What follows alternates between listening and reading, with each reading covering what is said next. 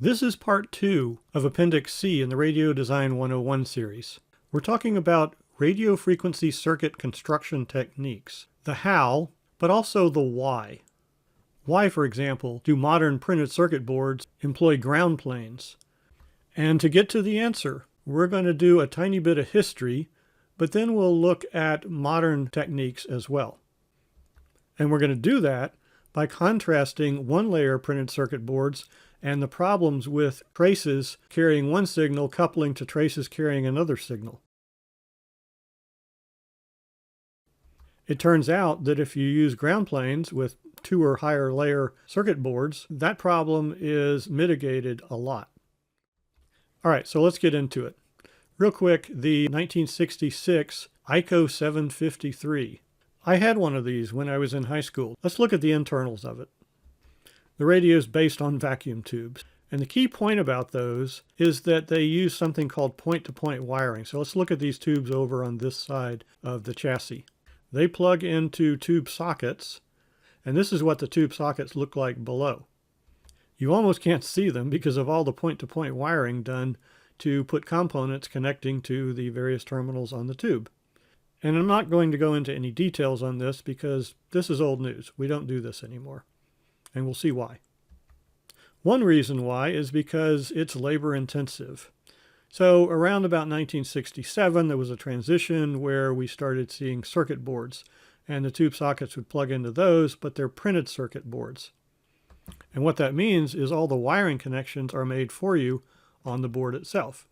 And that handles the mechanical aspects of building the radio, but it's not very good for high frequency operation.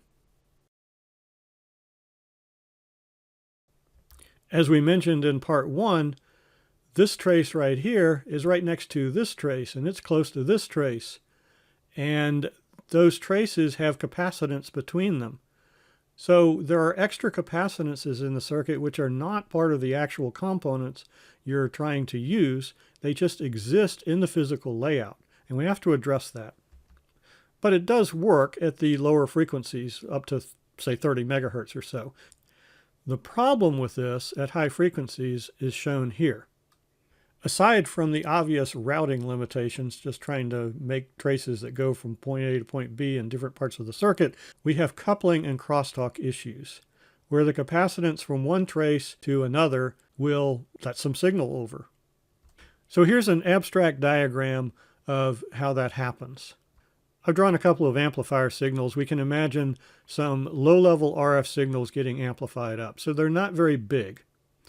Meanwhile, there may be some other circuitry nearby that has much larger signals, and that's represented in the top here. Don't worry about the amplifiers and what they're connected to. Just there's a couple of signals on different traces. Or this top one could be something that's coupled in from something outside the radio itself. But let's just stick inside the radio for right now. There's some capacitance from what we call an aggressor signal to this very low level, what we'll call a victim signal.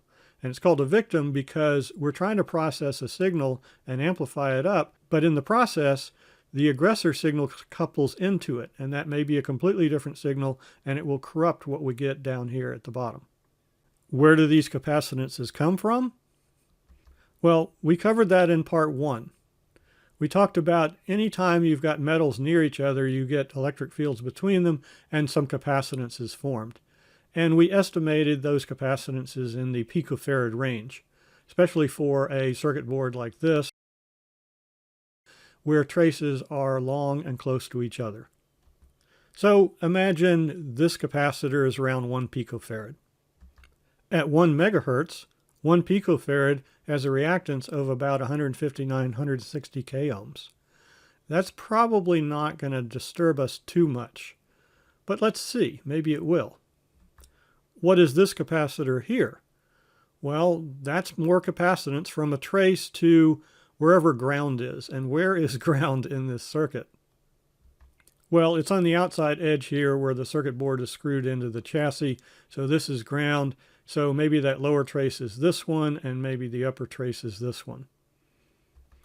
So the capacitance from this trace to ground is about the same as the capacitance between the two traces. So what do we have? Well, this is a capacitive voltage divider. And if we ignore the R out and R in for a second, we could see that this capacitive voltage divider would send half of this signal, which remember is considerably bigger than the one we're trying to process down here. It could send half of it into the victim trace line. But we really can't ignore R in and R out. The voltage divider is really between this impedance and the net impedance down here. And so here's the equation. If R out is, say, small, like 100 ohms, then it's going to dominate what's in the parentheses. Remember, in a parallel combination, the smallest impedance wins. So we'll have something on the order of 100 ohms in the numerator, and in the denominator, 100 ohms plus ZC1, which maybe is 160 k ohms, minus J160 k ohms. So this can be a pretty small number. So we might be okay. There might not be too much coupling. And this is a decent model to reason through what's happening at lower frequencies, where these traces are not transmission lines. They're just traces with some parasitic capacitance and maybe inductance. In general, we do need to consider the B-field couplings too, but this is a good place to start. So since this radio is only designed to go up to about 30 megahertz, we can make it work. But if we want to go to higher frequencies, hundreds of megahertz, for example, then we're really going to need 2 or more layer circuit boards with ground planes. And we need to consider routing in our layouts as well. This is an input to this filter amplifier board. You can see the board down here. The output is on the other side. It goes out this way. And notice that this trace is not parallel to this one. It's nowhere near it. So that's our first line of defense. But below these traces, there is a ground plane. And we talked in some detail about that in part 1 of this Appendix C. There are capacitances from this trace to the ground plane, which may not be very far below. Here it's a 2-layer board, and this distance may be something like 1.6 millimeters, 62 mils. But for a 4-layer board, the ground plane may only be 5 mils down below. And so that capacitance can be quite big compared to the capacitance between this trace and an aggressor. Oh, where's the aggressor? Well, it's way over there. So there's super small capacitance from the output of the circuit back to the input here, and that's a good thing. So ZC1, coupling from the output on the right-hand side of the board back to the input, is an extremely large number. The impedance is a large number. The capacitance is very, very small. Meanwhile, ZC2 here, which is the capacitance from this trace down to the ground plane below, is a much bigger capacitance, which means a much smaller, comparatively speaking, impedance. So when we plug this into our equation, we still get a nicely working circuit. We don't get much of the aggressor signal getting into the victim. Now, notice that I did put a couple of capacitors here and a couple of inductors. That's a nod to the fact that we actually have a transmission line here. So you can take that into account and do a more detailed analysis, but you don't really have to. Now, just like we said before, we really do need to consider B-field couplings as well, and that's why I put these inductors here. If you do a detailed analysis of a situation like this, you'll find that there's some magnetic coupling. I did not put the inductors and extra capacitors up here, but hopefully you get the idea. But that coupling could be very small too, because the output is way away from the input.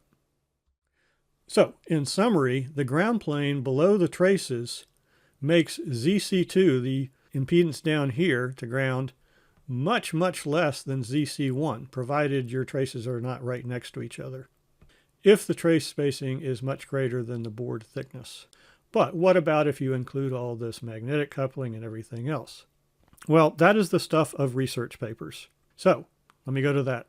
You can do this with electromagnetic simulators as well, but here we just went all the way to building boards and measuring stuff. And what's presented here is from this research paper. We looked at what happens when you have two fairly closely spaced parallel lines. And we chose a line length of 3.3 centimeters, which works out to 1,300 mils. And they're 50 ohm transmission lines. And you can see a couple of them here. These are what are called coplanar waveguide, because you've got a trace and then it's flanked with ground. All this yellow stuff is ground, except for the trace in the middle of it. So this is coplanar waveguide. We also did it with microstrip, which is what this one is. So it's just a trace above a ground plane. This is a top view. This is an end view. You can see the trace, the yellow here, and then the ground plane is underneath that. And we did experiments where we had a couple of these right next to each other, separated by a defined distance, and a couple of these right next to each other, the coplanar waveguide traces, and one of these and one of these. We tried all kinds of combinations. Anyway, let's just look at a trace above a ground plane, coupling to another trace above a ground plane.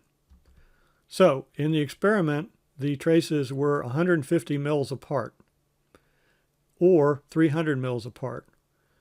And the amount of coupling is shown on the vertical axis versus frequency on the horizontal axis. So let's take something down here in the 2 to 5 gigahertz range. We got about minus 40 dB of coupling if they're 150 mils apart. That's pretty close together, actually. It's about 15 board thicknesses. And minus 40 dB is pretty decent. But if we separate the traces by, say, 300 mils instead of 150, if we double it, then we'd be down here around minus 50 dB coupling. So as noted in the fifth bullet here, coupling decreases, it looks like, by about 10 dB per separation doubling, when we double the separation between the lines. Now, that's for parallel 3.3 centimeter lines. If we increase the length L, then you might expect more coupling, and you'd be right. Coupling increases by about 6 dB per length doubling. So this is just a warning that you can't put traces right next to each other and expect this to work perfect.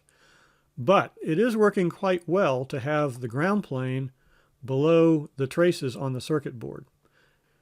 A multi-layer circuit board provides basically some self-shielding because of the mechanism that we talked through here. Now, what about shielding? And here I'm focused on electric field shielding and why it works. This is the inside of a tiny spectrum analyzer, and you can see the shield boxes on the circuit board. The circuit board itself is probably 4 layers, so it has this implicit sort of self-shielding in it, so the digital circuits aren't really getting into everything. But the sensitive RF circuits are in these shields. I'm a little surprised that they're being used because of the self-shielding aspect, but they do provide a little extra, especially given that a spectrum analyzer needs to be able to see signals down to something like minus 140 dBm. And you may have, say, a laptop computer nearby that is playing the role of an aggressor, something like this line here. This may not be on your circuit board. This may be something in a neighboring circuit. And you could have a really small capacitance, but if you're trying to receive minus 140 dBm and make that your noise floor, maybe you need shielding boxes like this. The only way to know for sure would be to take these off and see if it performs any different. But you'd have to make sure you're bringing a laptop computer next to it so that you're not presenting a benign environment. Anyway, the designers on this chose to do shielding. And what does the shielding do? Well, one answer is provided by this video, which I found very insightful and useful. It's called Why RF Circuits Need Shielding, or How Not to Build a Theremin. So you might want to check that out. But in terms that we've been discussing, what does the shielding do? On the top here is an aggressor. It could be some digital circuit line over here, or it could be a laptop computer nearby. There's some capacitance from that trace or from elements in the laptop computer to the circuits that are under these shields. But now we've put the shields on there, and so that capacitance terminates on the shield. So this line right here represents the shield metal. And that shield metal is connected to the circuit board ground plane below it, and so it's grounded. And what do we get? If we do this right, the shield is well grounded. If we do it wrong, then there's probably some inductance along the way here before it gets to a ground. So if the shield is well grounded, then any currents that go through this small capacitance go to ground. And so there's essentially no voltage here because of the ground that the shield's connected to. So you take 0 volts and go through a voltage divider and you get 0 volts. So the victim line sees 0 signal. Okay, so that's our look at these first 3, but really the focus was on doing the circuit level modeling so we understand what's going on. Now we know that we need multi-layer circuit boards, and we will cover that when we look at the 100 megahertz and the 400 megahertz and the 77 gigahertz circuits. Before we get to that, I'm going to do a very quick pass through a homebrew 80 meter transceiver, that means 3.5 to 4 megahertz, that I designed and built, I don't know, 2 or 3 decades ago. The value of this is that there are some 1-layer RF proto-boards, and I'll tell you what that means. They're not really 1 layer, they're kind of 2-layer when you build your circuits on them, and they're amazing, and they don't exist anymore, and I don't know why. Let's look inside. There's 2 parts to it. This is the modulator-demodulator section on the bottom, and on the top is the RF section. Again, the RF is from 3.5 to 4 megahertz. The IF section, the modulator-demodulator, is actually done at 500 kilohertz. And at 500 kilohertz, you can kind of get away with using these proto-boards. You cannot really, in general, build RF circuits on these things at any decent frequencies. But at 500 kilohertz, we can get away with it. And I'll tell you why. There's about 4 picofarads between, say, this row of connections and this row of connections. Remember, these 2 on these proto-boards are not connected, but there's still 4 picofarads. But at 500 kilohertz, 4 picofarads is, 100K ohms or more. And so that's why you can build circuits up to, say, a megahertz or so. You can build higher frequency circuits, like 10 megahertz oscillator here, on these boards as well, but only if the impedances of your circuits allow the voltage division to work out okay. And that happens with, say, this TTL logic. So you'll often build some low frequency digital circuits on these, and you can even do analog, which is what I did here. The RF section of this used some RF proto-boards that I bought. I'm calling them one-sided RF perf boards. I don't know where I bought them. And I don't think they exist anymore. If you know of something like this, please leave it in the comments. I think I would love to hear about it, and I think others could benefit from it too. When you use a board like this, you can actually create the equivalent of a 2-layer board with a ground plane. Let's zoom in here and take a look. The ground plane is on the top where the components are. So all of this field region here is connected together. There are holes to put the leads through and clearing areas around those so they don't touch the ground plane. If you want to take a component and solder it to ground, then you can just bring a lead, say, down through and then back up and solder it to the ground plane here on the top. Or I suppose you could just lay it on the top and solder it, but it wouldn't be as mechanically stable. So I didn't want to take this apart to get to the back side, but this RF section does have a power amp region in it with a sort of crummy shield here. It's not connected over here. It should be, but at low frequencies, that's okay. But what I've done is I just disconnected that and pulled it back, and then we're looking down into the other side of this board here, and you can see that the leads of the components go through, and then they go over to the neighboring component and connect to it. Now, think about this for a second. Think of this as a trace, this wire right here. That's a trace, and on the other side is a ground plane. Well, that's microstrip. Now, it may not be pretty, but it's not hard to do to construct things this way. And pretty doesn't necessarily matter to RF stuff. The first order of business is to address all these parasitics and couplings. And this does that. Here's my log entry notebook of testing this thing out. It worked very well. I was surprised. I was happy. I initially had a problem with feedback when I was transmitting. The person on the other end was hearing a bunch of garbled stuff, but it turns out that if I just put the cover back on the box, then it worked. So there's a justification for shielding and putting it in a metal enclosure. But here's the thing I don't understand. I went out on the web and tried to find some circuit boards like this, and I cannot find them. So again, if you know where to find them, please put it in the comments section. These are the ones I found on Google. And if you examine them closely, they're really just holes that you can solder to. They don't have a good ground plane, so they will not work at RF. Somebody needs to fix this. So those are what I'm calling unique one-layer RF protoboards. I suppose you could fab your own. In the Radio Design 101 series and in the senior level university course from which it came, we used what I'll call unique two-layer RF protoboards. And of course, nowadays you can just jump right to doing a custom printed circuit board in either two-layer or four-layer form and get them fabbed for you for 20, 30 bucks or something, as long as you're willing to wait a week. So let's look at those options. These are the proto boards we used in the senior level course. These are ones that I developed during the Radio Design 101 series that are similar to these, but they have holes pre-drilled. These did not. There's a website that you can go to that talks more about this.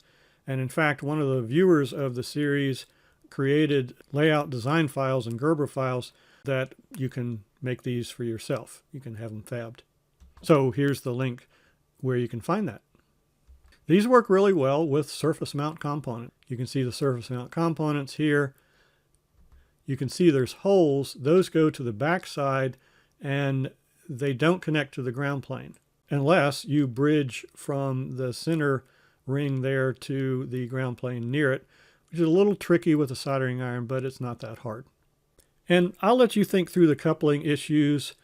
I think that if you don't do something with the adjacent pads, there's going to be coupling from this pad to this pad on the top side. And if this one is not grounded on the back side, then that can couple over to this one. So there is some coupling issues here.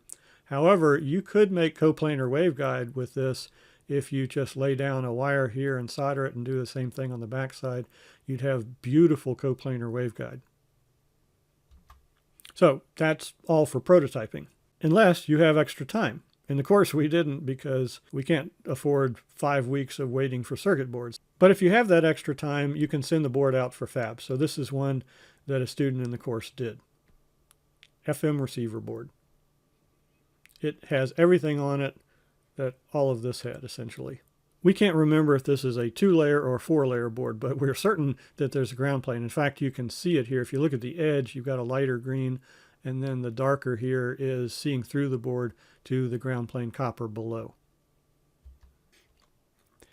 Here is that filter board that I used in some of our discussions before. The point of this slide is that the first build I did on a proto board, and you can see it here. And then later, I wanted to use some digital attenuator chips instead of these potentiometers, and some digital capacitors instead of a varactor diode, which was used on this one. And so that's what some of this extra material is here. And then the most recent thing we've done is there's a grad student working on a third build on a 4-layer board. That's what I want to show you next.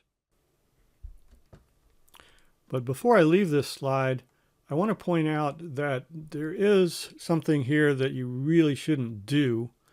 I've got traces on the backside going like this, and they split up the ground plane.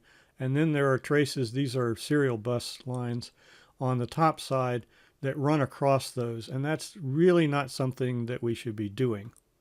But in this case, the edge speeds on this serial line are not that high, and it will work. But the student that's taking over this project did the 4-layer board. Let's take a look at that.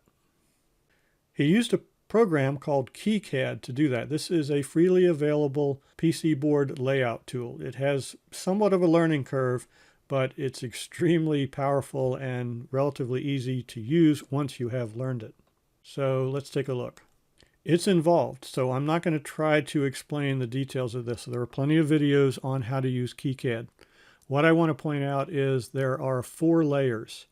There's the front side copper F.cu, an interior copper IN1.cu, another interior copper IN2.cu, and a backside or bottom copper B.cu. And these are the color patterns for this. You can turn them on and off. Here, I think they're all on. You can definitely see the top side red traces, the front side as it's so called, and you can see the green below it. That's the ground plane.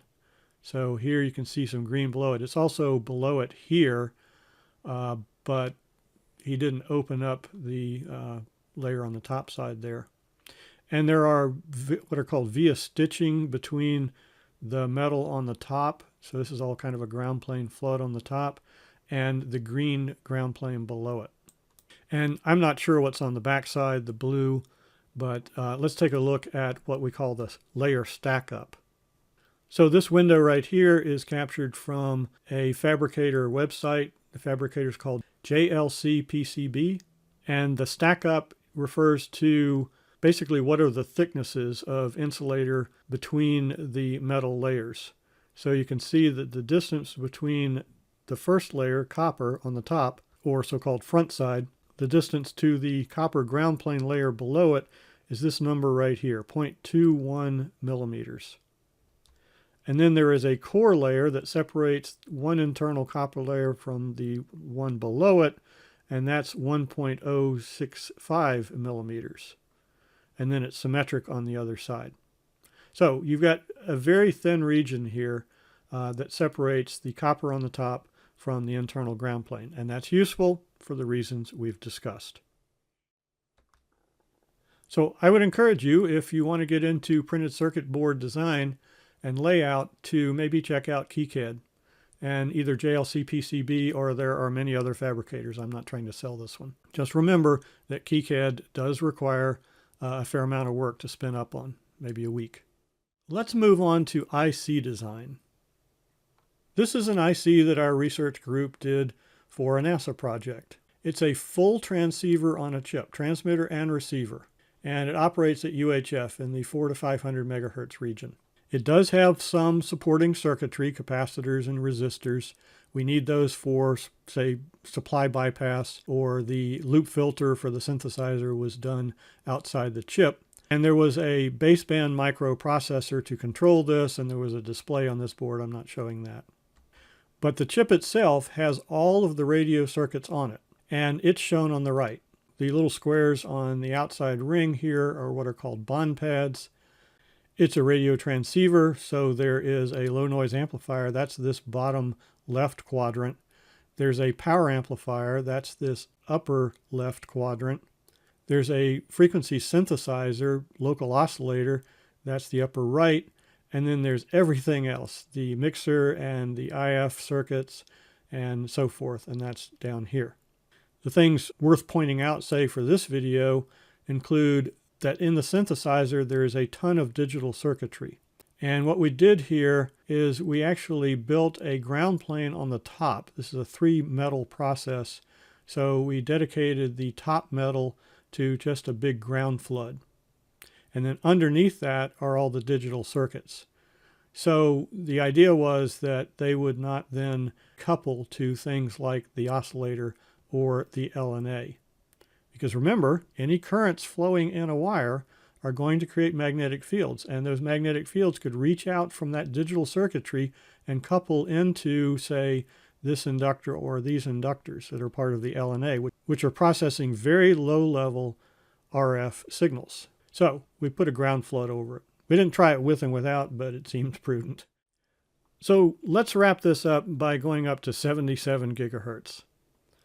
We're going to look at a commercial automotive FMCW radar. These are in most new cars these days for adaptive cruise control and collision avoidance. This is an older version of a Bosch radar. operating at 77 gigahertz. It mounts in the front of the car in the grill somewhere. And here is a little dome. At these kind of frequencies, you can actually begin to do things like we do with optics and have a lens. This is a lens. And I bought this to show one of the classes how the microwave circuits were working. And so I took it apart. So we're doing a little teardown here. And when you pull this mounting plate, this black mounting plate off, and then you pull off the back cover, that's this piece, what you find inside are a couple of circuit boards that have digital circuits on them. So there's one here and there's one here, and you can see them up close in these shots. What I'm most interested in is what's underneath this, and that's the RF circuits, which are shown in the upper right and in the lower right. So these boards are right underneath this lens, and all of the RF circuits are on a little tiny chip, which are right underneath this piece here. I think this is a resonator for local oscillator, but all the rest of the stuff is under this little tab, which personally I think is here just to prevent people from sticking their finger on it. So there's the chip and there's all the bond wires. And so if you didn't have this cover, you'd smash this chip. There may be some shielding involved, but it certainly plays a mechanical role as well. What are these little guys? Well, these are actually what are called patch antennas, and they're fed from microstrip lines that come out of the chip. So up here at the top, underneath this tab, there's a bond wire, and it comes out here, and then it goes down this line to the antenna. And then there's 3 more of them. So there's 4, so it's an antenna array. The relevant thing for this video is that, although you can't see it, there is a ground plane underneath this board. This board material is this color because it's not called FR4, it's a higher frequency dielectric. But they're using microstrip lines. And in all the digital boards, they're either 2-layer or 4-layer, so that the signals there don't interfere with the RF stuff down here. Okay. I can't say too much more about that because we'd have to get into transmission line theory to talk about how these really high frequency things work. Maybe there'll be another video on those sorts of issues. And we might talk about planar microwave circuits, which can be used to explain what all these weird shapes are. But we're not going to do that today. So I'll leave you with a quick summary slide, which is our title slide, and remind you of some of the modeling that we did here. As far as I can tell, this doesn't exist anywhere else on the web. Most videos that talk about RF circuit board design really just talk about the ground plane, but not the why. And so you don't really know when you're making a mistake and when you're not, unless you follow the guidelines. And there are plenty of guidelines, and they do work. But if you want to go a little bit further and explore other possibilities of ways to do things, it helps to know why. And I hope this material has been useful in getting you started on that. So, thank you for watching, and maybe we'll see you in another video, another appendix perhaps, to the Radio Design 101 series. Thanks.